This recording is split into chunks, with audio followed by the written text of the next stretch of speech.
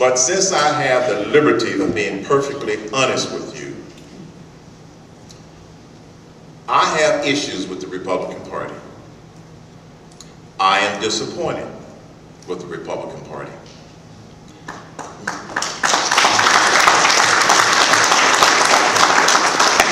Not all people that work in the party, because there are a lot of good people that I know who are there trying to do the right thing. But collectively, the leadership of the Republican Party is hard-headed, as my grandparents used to say. They will not listen. The reason they got beat so bad in November is because they thought that the old model would work. And there was some of us screaming, saying, it will not work, and it didn't. They got beat on the ground because they didn't have an effective ground game. I'm not mad at you. I'm just passionate about this. So those that are working actively as with the party are going to have to try and get the message through that we got to look at things differently, folks. Got to look at things differently. Let me give you an example.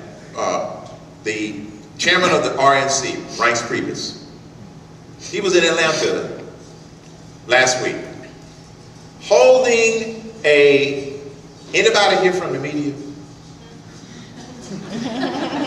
Good.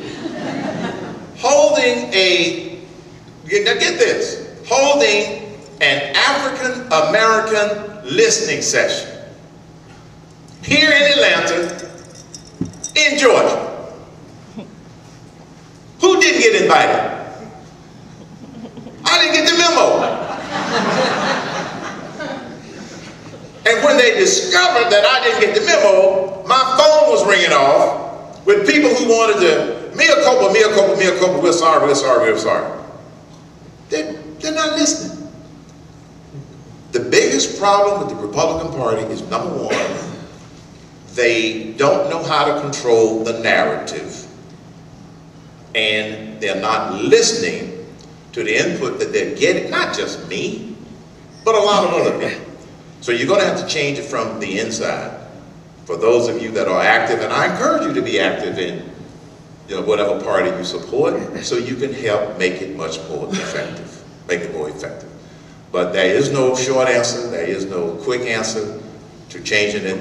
And if the Republican Party does not step up its game, they're going to continue to lose, and here's why.